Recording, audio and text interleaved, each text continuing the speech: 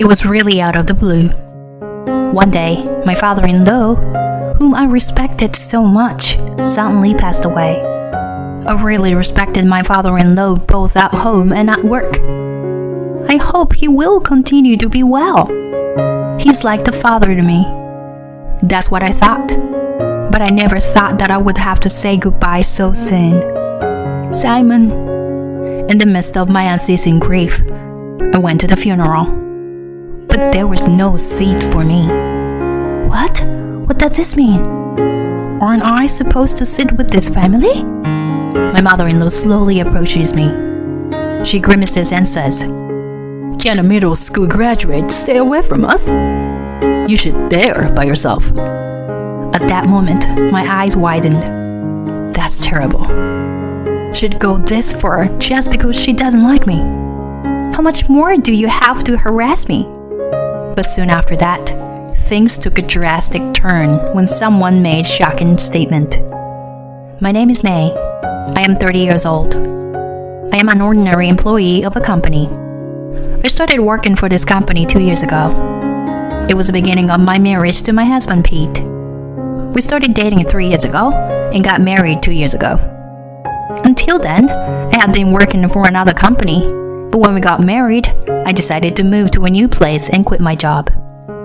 However, I would like to work until we have a child.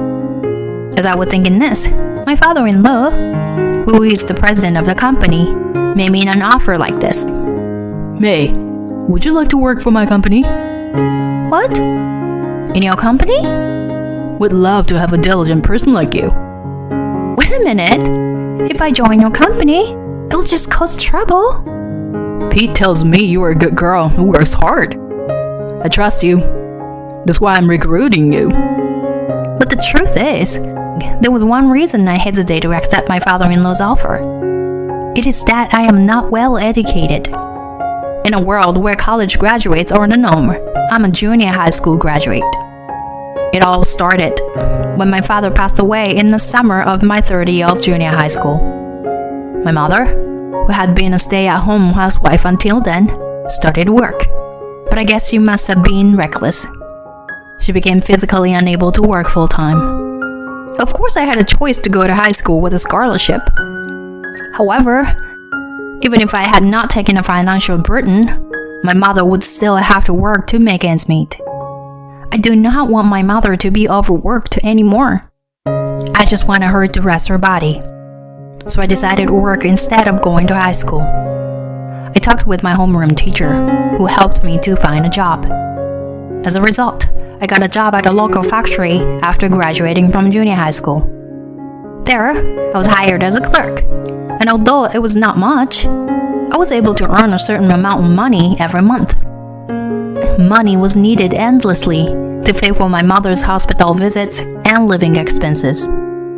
Although my salary was not enough to live a good life, I was still very happy to be able to live with my mother. Later, I met my husband Pete, and we started dating. My mother was hospitalized at that time, but when I told her that I was going to marry Pete, she was happy and cried. I am happy for you. I've been feeling sorry for depending on you for a long time. Stop it, Mom. You didn't do anything wrong.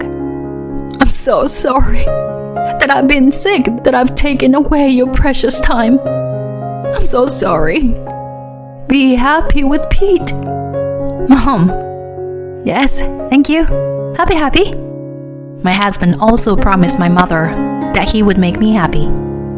Perhaps relieved by this, my mother passed away just 1 month after Pete and I got married. I was saddened by the loss of both my parents. Since I had just got married, I spent my days at home alone without a job. I think my father-in-law was concerned about my situation. When I happened to visit my in-laws, he offered me a job at his company. Since my husband originally went to a design school, he's working for a design production company instead of working for my father-in-law's company.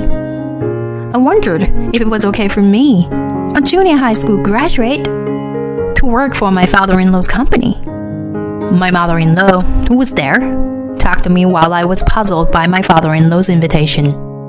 May, it's okay. You don't have to take it seriously.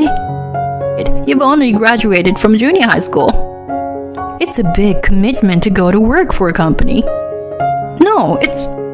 Even Pete, my son, doesn't work for my company. And just recently became like a stranger to us. It's crazy for you to work for our company. Oh, of course. I'm sorry. I hope you understand. I'll tolerate it because Pete chose you. But please, don't embarrass our family. I didn't expect to hear such a thing after only a month of marriage. But it was my husband who supported me. Pete tapped the desk and stared at my mother-in-law and obviously changed his tone of voice. Hey, Mom. What are you talking about to May? May is a hard-working and responsible girl. What's wrong, Pete? I'm doing what's best for you and your father's company. Dad will decide what happens with his company. I decide what's mine. It's not your call to make. It's May's decision whether or not she wants to work for Dad's company. Hey, why are you so mad? You don't have to get so mad. Just don't say anything more to May. I'm sure May will adjust quickly at his company. My mother-in-law looks uninterested in my husband's words. I was sorry for making the atmosphere heavy, but I was honestly glad that someone expects something from me like this. After thinking about it for a while, I decided to work for my father-in-law's company. I started out doing manual tasks, but I guess the work suited me well. And gradually I was given all kinds of jobs. The employees were really nice and did not look down on me just because I was a junior high school graduate. My father-in-law also gave me equal opportunities to work as well as other employees. Thanks to him, I was able to grow and develop. 3 years later, I turned 33. Recently, I have been entrusted with a fairly large job, and while I felt a sense of responsibility, I also felt a great sense of fulfillment. Then one day, on a day off from work, my father-in-law called me to the office. When I went to the president's office, my father-in-law and some elderly men I did not know were gathered there. Sir, Mr. President, what did you call me here today? I asked my father-in-law fearfully. He smiled gently and started talking to everyone. She's my daughter-in-law, and now the mainstay of our company. If anything happens to me in the future, I will leave it to her. Sir, what are you talking about? As you can see, she's still a novice. I'd like to ask for your kind guidance. I look forward to your continued support to our company. Sir? I could only listen, but understanding why the men around me were applauding so warmly. I was told later that all the men were major shareholders of my father-in-law's company. My father-in-law introduced me to all of them, thinking that he could trust me with everything in case something happens to him. Father, are you sure it's me and not Pete? When I asked him fearfully, he nodded his head and said happily, Yes, I am. You were more capable than I had imagined. The other employees have acknowledged it. I've already told the executives about you, and they didn't object. That's because that's what you ordered everyone to do, regardless of my abilities. You need to have a little more confidence in yourself. You are indispensable to this company now. This is what we all agreed on. Dad, thank you. I'm so happy. I had never experienced such recognition from others, and I was so happy that I burst into tears. Receiving such praise from my father-in-law naturally boosted my confidence. When I reported this to my husband, he was so happy as I was. He even thanked me for supporting my father. But a year later, my father-in-law began to complain regularly of back pain. He went to the hospital for a checkup and was found to have cancer. He must have been quite shocked, since he had never had any serious illness and had been in perfect health. After the discovery of the cancer, my father-in-law lost weight rapidly. In no time at all, he was hospitalized, and he could no longer show up at the office. Still, I went to the hospital every day and learned a lot from him about his work. Dad, I found these documents in the president's office. Oh, that. You can ask Mr. Davis, the managing director, for a better understanding. Thank you. And anything else you need to do is in a stack behind my desk. Read through them. And the ones in my desk drawer. All right. I'll look over everything. Thank you, May. The rest is yours. I've already told my shareholders about my illness, so don't worry. My father-in-law made a lot of preparations so that I would not be in trouble later. Even though his body is in trouble, he has already made arrangements so that the executives can instruct me later. Thanks to him, I was able to acquire knowledge smoothly and contribute to the company more than ever. Also, no matter how busy I was with my work, I was always there to visit my father-in-law every day. On the other hand, my mother-in-law did not show up at the hospital at all. When my husband visited at the hospital, he never saw her. I asked my husband to contact her once, but she insisted that she was busy. What in the world could she be so busy for when she is not working? But rather, she is spending my father-in-law's money for shopping as much as she likes. She has been able to make a living thanks to my father-in-law. And yet, she doesn't even go to visit him, even under such circumstances. As for me, I couldn't believe it. I was getting angry at my mother-in-law, but my position did not allow me to interfere. In the end, my mother-in-law visited my father-in-law only once. A month later, my father-in-law passed away, unexpectedly.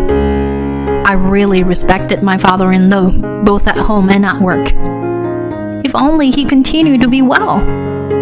He was like a father to me. I had thought so, but I did not expect to say goodbye so soon.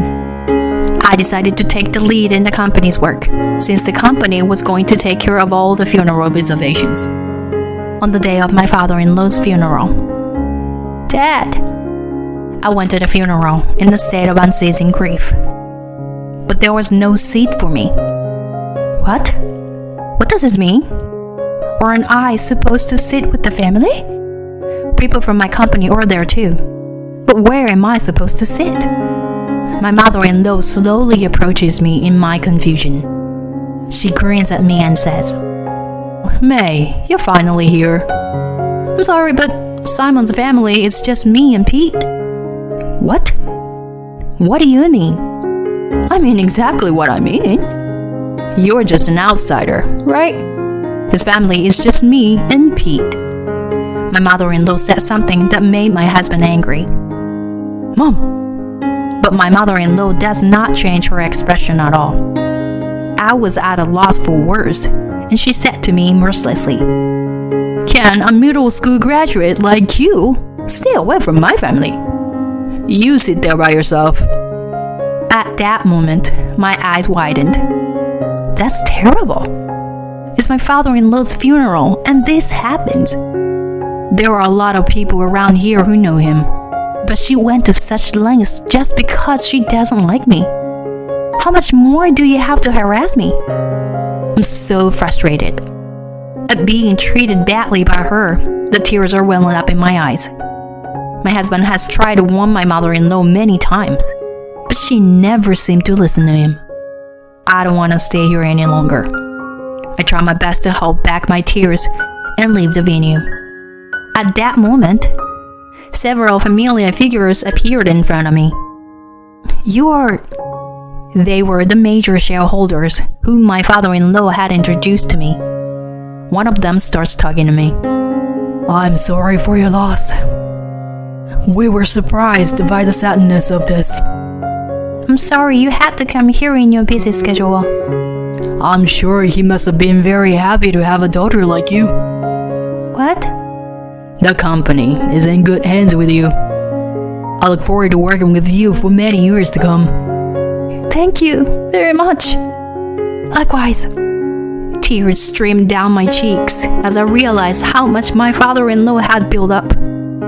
At the same time, I see my mother-in-law with a frown on her face at the edge of my vision. What does that mean? The company is in good hand with you? One of the major shareholders talked to my mother-in-law, who was muttering in a trembling voice. You're the president's wife, aren't you? You didn't know that. May is the successor. What the hell are you talking about? How can my husband give the company to her? Of course the employees and we agreed to it. No way. You're kidding? Why would you do that for this little... My mother-in-law covers her mouth with her hands when she realized how she was talking. Seeing her like that, the shareholders seemed to have guessed something.